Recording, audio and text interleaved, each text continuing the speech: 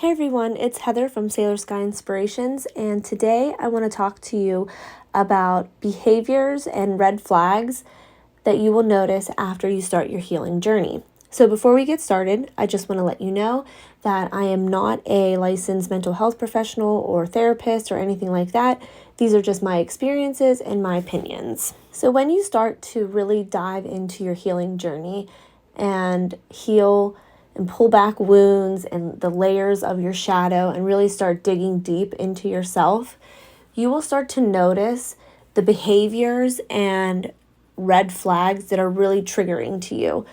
So as you start to heal each trauma, you will notice what you can no longer tolerate. The behaviors, the mistreatment, you just cannot tolerate certain personalities.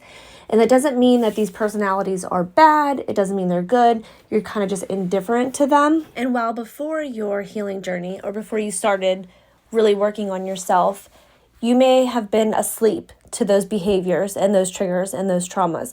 Certain personalities may have just gone under the radar with you because you didn't realize that, this person is using me as a doormat, or this person is really mistreating me. You were just blind to it, not awake, not aware that you are worth more than that you don't have to tolerate and put up with behaviors like that, and you are nobody's doormat.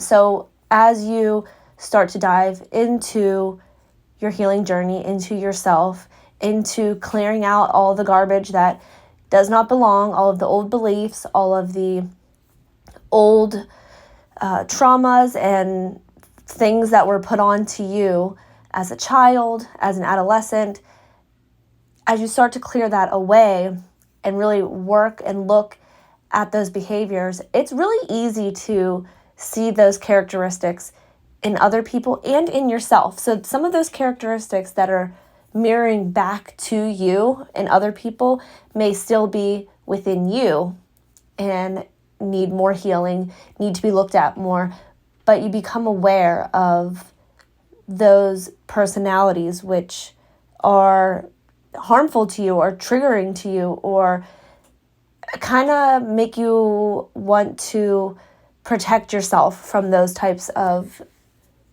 people, because ultimately those personalities were the personalities that were hurting you, and you no longer want to attract those types of personalities since you're on this healing journey. So for me, in my healing journey, I really struggled with self-esteem and confidence, never feeling good enough. And when I started really digging deep into myself, doing the work, watching the videos, reading the books, really diving in, I noticed on many occasions that I really did not like being around people who are comparing themselves to other people, their kids to other people, comparing themselves to me, or projecting themselves onto me. Like, I instantly got a red flag. Like, that was just a real big red flag for me. I don't like that, and I've had to work myself through those feelings of feeling not good enough, comparing myself. And if I feel like someone's doing that to me, it's an instant red flag. And it is okay. For me, I feel like it was okay to just cut those people off or not spend as much time with them, because that type of behavior is not healthy for me. You may be able to deal with that differently and maybe more like water off a duck, just let it roll. But for me, those types of personalities of, comparing, one-upping, projecting, really prideful behavior, judging, gossiping, the me mentality, like they never let you talk. They don't ask how you are. It's like all about them, all about their kids. It's exhausting.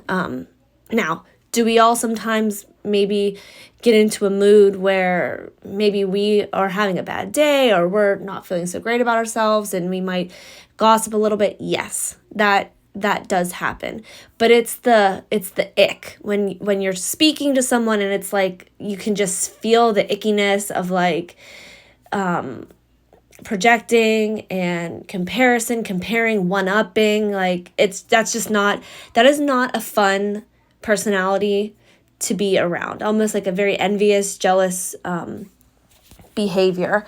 And I felt that before. I have felt those feelings. And when I started to do the work, I was unaware of how really negative parts of my personality were, or how I could get into negative thoughts and negative behaviors. And since doing the work, I do not like that. I am working through that, and that's why I'm here. So when you're on this journey, for me, solitude is needed. So sometimes I need to be alone. I need to have alone time to work through my feelings, to work through some of the stuff I'm still going through and still working through. This is going to be a lifelong journey. It's going to be something that I'm continually working on, because there's always going to be challenges in life. You're always going to come up against a personality that is challenging. That's just how it is. We're all on different levels of evolution, and some people are more awake, more aware than others, and you have to just use your tools to cope and deal with these behaviors and personalities. We can't stay stuck in the house all the time. So you have to get yourself strong enough and prepared enough, protected enough, that when these challenges arise, you can handle them. Also, it's feeling that you are enough. You are enough. You have a self-esteem, a confidence, and to just let things go. To just know that you're going to be tested, let it go. People are allowed to have opinions of you, and it's none of your business what those opinions are. People are allowed to gossip about you. They're allowed to not like you. That is life. There are going to be people who don't like you simply for just being who you are. And that's okay, because you're allowed to have opinions of other people. You're not going to be liked, and you just have to keep going on your journey.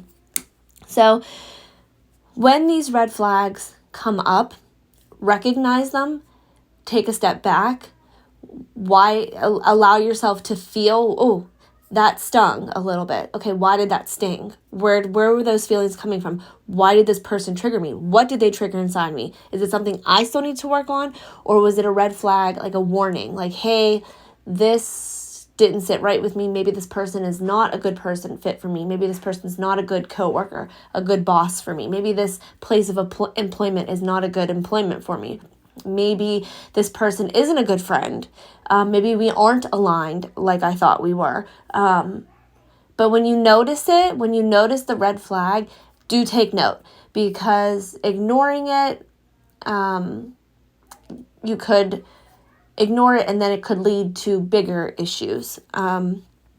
So yeah, when you start to feel that maybe this person is not in alignment with you, maybe this person's going to hinder your growth, hinder your healing, maybe they're kind of draining you or sucking your light, take notice. That doesn't mean you have to be mean to that person. That doesn't mean you have to, tell that person that, hey, you could tell them like, hey, maybe we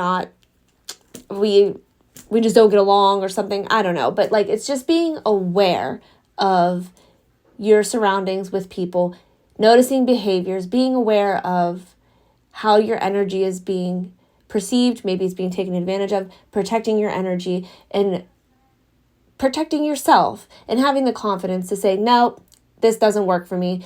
This person doesn't work for me. This job doesn't work for me. I kind of get a feeling about this employer. And notice that inner feeling, your intuition, because your gut will tell you if a person is right or wrong for you. So that's what I wanted to come on today and tell you about. I'm hoping to have more content out. I hope you enjoyed it, and I love you all. Love you. Bye.